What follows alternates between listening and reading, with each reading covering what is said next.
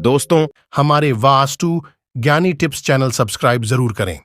हमारे ऋषि मुनियों का कहना है कि आप चाहे तो हवा में तैर सकते हैं, पानी पर चल सकते हैं, पूरी दुनिया जीत सकते हैं, लेकिन अपने मन की चाल समझना इन सब कामों से कठिन काम होता है। आपने कभी ख्याल किया होगा कि आप जो काम करना चाहते हैं, आपका मन उससे उल्टा काम करता है। उदाहरण के लिए, अगर आप सिगरेट पीना छोड़ना चाहते हैं, आप खुद से दृढ़ निश्चय भी लेते हैं, लेकिन कुछ ही समय बाद आपका मन आपको खींचकर वापस उसी सिगरेट के पास लाकर खड़ा कर देता है। और ये बात सिर्फ सिगरेट पर लागू नहीं होती। हमारे जीवन में, हम सबके जीवन में बहुत सारे ऐसे काम होते हैं, ऐसी आदतें होती हैं जिन्हें हम छोड़ना चाहते हैं, लेकिन हम चाहकर भी उन आदतों को छोड़ नहीं पाते हैं। लेकिन अगर हम प्रयास करके अपने मन के दृष्टा बन जाते हैं, उसके साक्षी बन जाते हैं, तो हम अपने मन की चाल को पकड़ सकते हैं। और अगर एक बार हमें अपने मन की चाल पकड़ में आ जाए, तो फिर हम कोई भी आदत छोड़ सकते हैं, या फिर इसके उलट कोई भी आदत अपना सकते हैं, जैसे कि ब्रह्म मुहूर्त में उठने की, या फिर कोई भी ऐसा काम जिसे करने में हमें आलस्य आता है, क्योंकि हमारी आदतों के पीछे मूलभूत बिंदु हमारा मन ही होता है, और हम उसे ही नजरअंदाज करके चलते रहते हैं, और बाद में पछताने के सिवाय हमारे पास कोई चारा नहीं बचता। आज की जो बौद्ध कहानी मैं आपको सुनाने जा रहा हूं, उसमें आपको कुछ ऐसे तरीके पता चलेंगे जिससे कि आप अपने मन की चाल को भली भांति पकड़ सकते हैं, उसको जान सकते हैं, उसका निरीक्षण कर सकते हैं, और उसके बाद अपनी आदतों में बदलाव कर सकते हैं। एक बार एक शिष्य एक गुरु के आश्रम में शिक्षा ग्रहण करने के लिए आया हुआ था। वो शिष्य अपने गुरु की बात कम सुनता था, लेकिन अपनी बात बताने में वो बहुत उत्सुक रहता था। एक दिन गुरु ध्यान पर चर्चा कर रहे थे। ध्यान किस प्रकार किया जाता है और ध्यान का क्या महत्व होता है, इसी पर चर्चा चल रही थी। आश्रम के सभी शिष्य मौन होकर अपने गुरु की बातों को सुन रहे थे। गुरु उनको समझा रहे थे कि आप किसी भी प्रकार का ध्यान करते हो, लेकिन ध्यान की गहराइयों में जाने के लिए आपको अपने मन के अंदर प्रेम जागृत करना होगा। ध्यान करते समय आपको निरंतर अपने मन का निरीक्षण करना होगा कि आपके मन के अंदर किस प्रकार के विचार आते हैं। गुरु अपनी बात पूरी कर पाते, इससे पहले ही वो वाचाल शिष्य बीच में ही बोल पड़ा।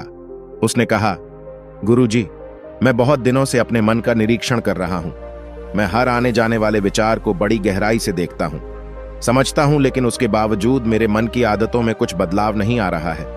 मैं अक्सर सुबह देरी से उठता हूं, और रोज रात को मैं यही सोचकर सोता हूं कि मैं सुबह जल्दी उठूंगा, जल्दी उठकर ध्यान करूंगा, अपने मन का निरीक्षण करूंगा, लेकिन मैं ये कर नहीं पाता हूं। मैंने अपने साथी शिष्यों से भी इस बारे में चर्चा की, लेकिन उनके पास भी इसका कोई जवाब नहीं है। इस आश्रम में कोई एक दूसरे से बात ही नहीं करना चाहता। सब लोग चुपचाप रहते हैं, कोई चर्चा नहीं होती। ऐसे हम अपने मन को कैसे समझ पाएंगे, उसका निरीक्षण कैसे कर पाएंगे? जब तक हम अपने मन के विचारों का, अपने मन की आदतों का एक दूसरे के सामने जिक्र नहीं करेंगे, उसकी चर्चा नहीं करेंगे, उस पर बहस नहीं करेंगे, तब तक हम चुप रहकर अपने मन को कैसे समझ पाएंगे? कृपया करके इन सभी शिष्यों को समझाने की कृपा करें कि कम से कम एक दूसरे से अपने मन की बात साझा तो करें। उनके मन में क्या विचार चलते हैं, ध्यान में उनके अंदर क्या बदलाव आता है, वो क्या महसूस करते हैं। ध्यान करते वक्त कम से कम आश्रम में इन बातों की तो चर्चा होनी चाहिए। गुरु ने उस वाचाल शिष्य से पूछा कि तुम दूसरों के मन की बात क्यों जानना चाहते हो? उससे तुम्हारा क्या फायदा होगा?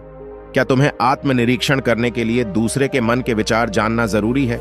उनके मन में क्या चलता है, इससे तुम्हारा क्या फायदा होगा? क्या तुम मुझे इस बात का उत्तर दे सकते हो? वह वाचाल शिष्य ने अपने गुरु से इस प्रकार के उत्तर की अपेक्षा नहीं की थी। उसने सोचा कि बात तो गुरुजी ठीक कह रहे हैं, इससे मेरा क्या फायदा होगा? अगर मैं दूसरे के मन की बात जान भी लूंगा, या फिर दूसरों के सामने अपने मन की बात बता भी दूंगा, तो उससे मेरा क्या फायदा होगा? क्या मैं अपने मन को समझ पाऊंगा? शिष्य अपने ही द्वारा किए गए प्रश्न में उलझ चुका था। उसके पास इसका कोई उत्तर नहीं था, लेकिन फिर भी उसने दूसरे शिष्यों के सामने अपनी बात को ऊंचा दिखाने के लिए गुरुजी से कहा कि गुरुजी, अगर हमें यह पता चल जाएगा कि दूसरे के मन में क्या विचार चलते हैं और उन विचारों का वो ध्यान में जाकर किस प्रकार निरीक्षण करते हैं, तो इससे तो हमें भी ध्यान लगाने में आसानी रहेगी।